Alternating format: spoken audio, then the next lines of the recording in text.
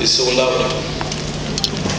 The number of people here today is testimony to the warmest, kindest, most generous human being that any of us have had the pleasure and privilege to know. And the baddest family loss is shared by all of us. I know some of your deepest secrets and your most wonderful accomplishments. I also know that the day you died, the world lost a very special person. You see, there are only a handful of people who come into our world and touch our lives in a dramatic fashion. Some of the people are just flickers of light during a long life, while others are consistent glows for years. For me, Kelon was my consistent glow. He was one of my best friends for over 20 years. It was right here where we met, the famous Queen's Park. I was 14 at the time. He was 15. We were invited to try out for the Grenada National Under-16 football team, along with over 100 other young boys from all over the country. Each of us aspiring to be the next football star of Grenada. My first memory of him, one I always teased him about. He was called into the goal for a shooting drill. The shots came in fast and hard. Then the shots started coming in from a closer range. And the guys kept on pounding them in. Every boy trying to impress the coaches. After a while, Kelon couldn't take it anymore. He walked out of the goal and started crying. The coaches went over to speak with him. I'm sure they warned him that he had to be tough in order to be a goalkeeper. I thought that would have been the end of his very short career, but it was just the beginning. Kelon was a very sociable person, always warm, engaging, courteous, and kind. He also had the ability to smile and face each day, hopefully and joyfully, even when his health began to decline. From the second you met him, you just had to love him. Kelon made friends easily and effortlessly. All my friends became his friends instantly. My family became his family. My house became his home. And my community became his community. Golf became his second home. Kelon was also well-rounded. He could discuss anything. He knew everything about every major sport. He knew the best players, all the records, the latest news, and all the controversies. He was also well-versed on cars, electronics, travel, politics, music, movies, and medicine. Just name it, and Kelon knew something about it. Nothing was more important to Kelon than his family. Kelon loved his family dearly. His mother was the center of his world, and his love for her was absolute. He knew that he could always go to her when he needed anything. He knew that she loved him unconditionally, and he carried that love with him, sharing it with others who needed to be loved. Kelon adored his siblings. He was so proud of each of them. Whenever any one of them achieved something or had good news, he would call me immediately. At times, I felt I was part of his family. So when Kyron graduated from college or bought his first house, I got a call. When Kelvin started DJing or got married, I got a call. When Kenroy started reading the news or started a new radio program, I got a call. When Kenty bought a new car, I got a call. When Kathy gave birth, I got a call. When Keaton got his first job, I got a call. He was their biggest fan. Kelon valued his family above anything else. Kelon's wife, Florence, had a great impact on his life. As the relationship blossomed, it was evident that Kellon was gradually being transformed into a mature, responsible family man. Kellon became a model husband. He found sufficient time for his friends and football, while at the same time performing his husband duties. No longer was he engaged in meaningless activities. At the same time, Kellon had turned Florence into a football fanatic. I was shocked one day when I heard Florence's analysis of a match. She had become a footballer's wife in the true sense. Kellon loved Florence unconditionally, and he never once questioned Florence's love for him. Kellon was passionate about everything he did in life, and never more so when it came to his greatest joy, football. Kellon had this love for the game that I've never seen in anyone else. He lived the game 24 hours a day. He knew all the intricacies of the game, along with all the teams, all the players, all the scores, and all the breaking news. He never missed a beat. His dream was to play professional football. He wanted to be the first homegrown player to sign a professional contract. He wanted to open the door for future Grenadian players to break into professional leagues throughout the world. When he signed a contract with St. Louis Rams Steamers in 2004 to play in the United States Indo-Professional League, it was one of the greatest moments of his life.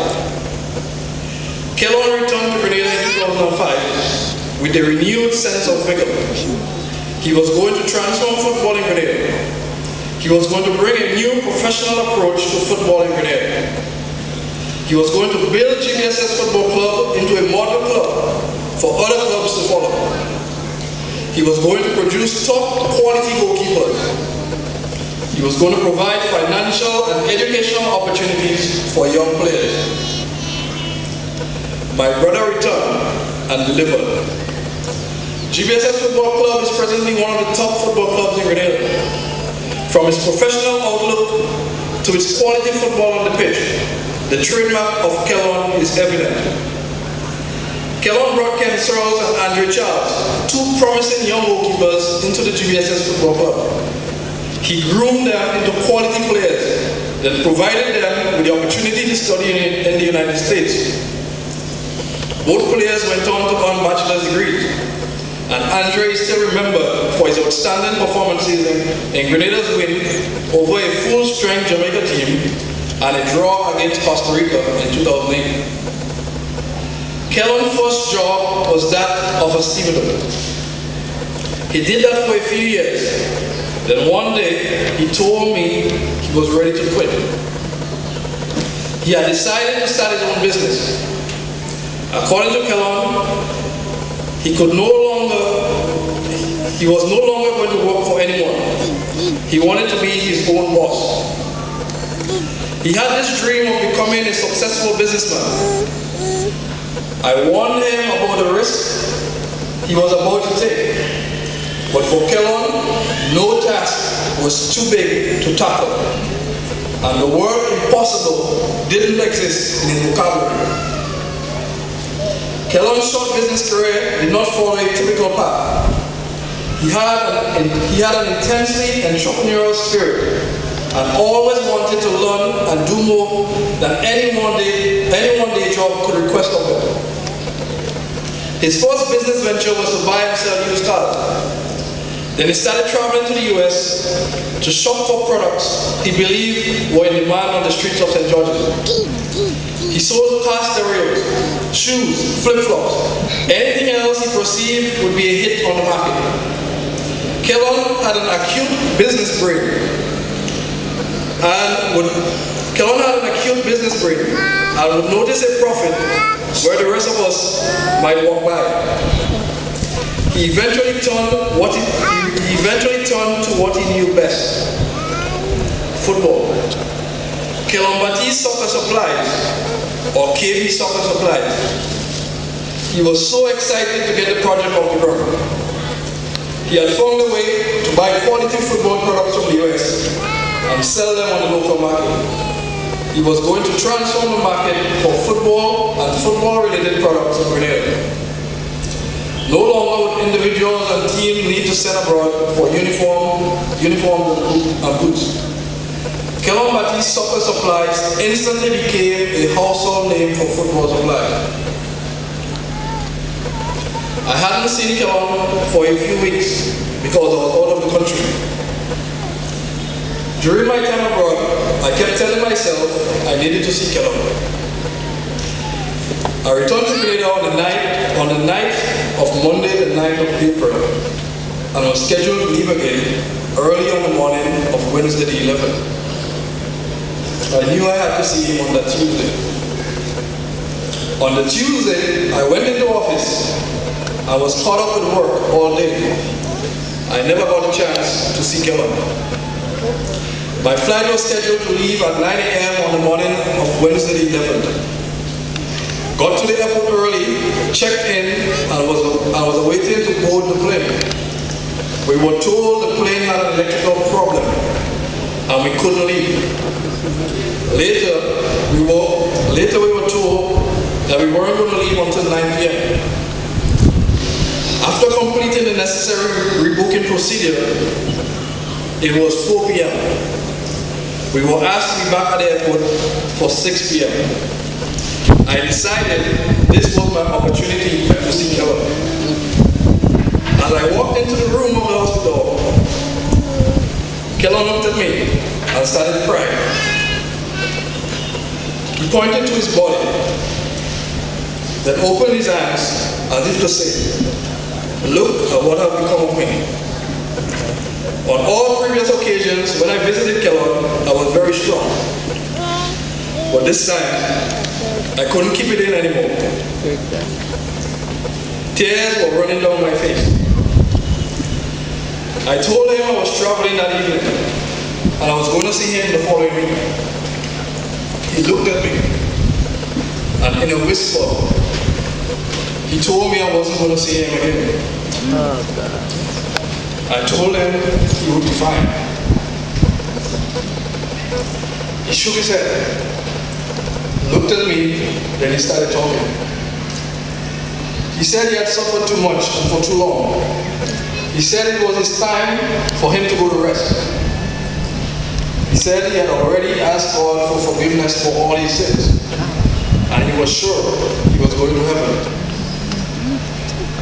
He said he had lived a good life. He enjoyed every bit of it. He asked me to take care of myself. He told me he loved me. He continued talking. And at one point, with a constant flow of tears running down my face, I couldn't hear anything he was saying. I had stopped looking at him. I didn't want him to see me crying. When I was able to look at him again, he started talking about his wife. He said, "Florence means well." He said she was there for him throughout his sickness. She took 3 months no pay leave from a job to go with him to the US.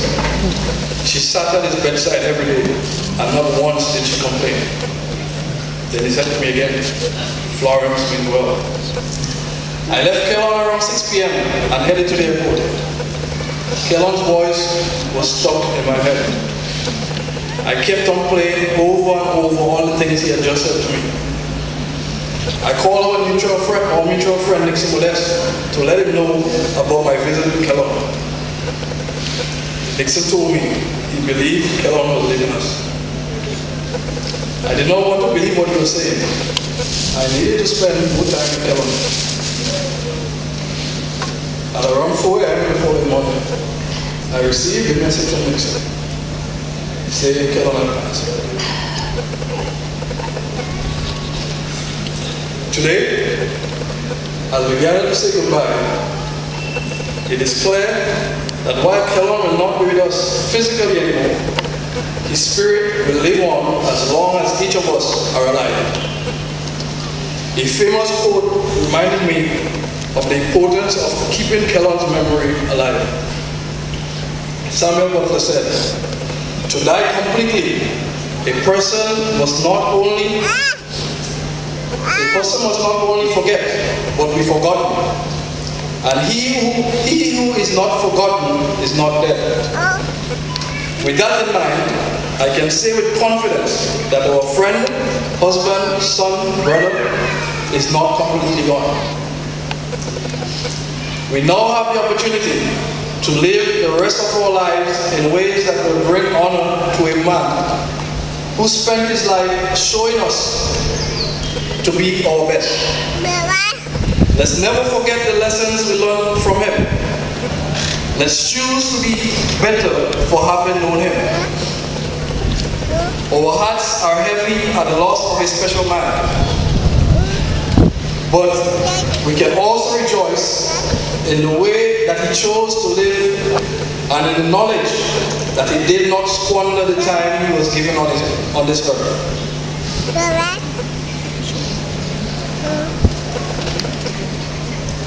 Kellan, I love you, I miss you. You have graced my life more than you will ever know. God bless you, and may the rest of it.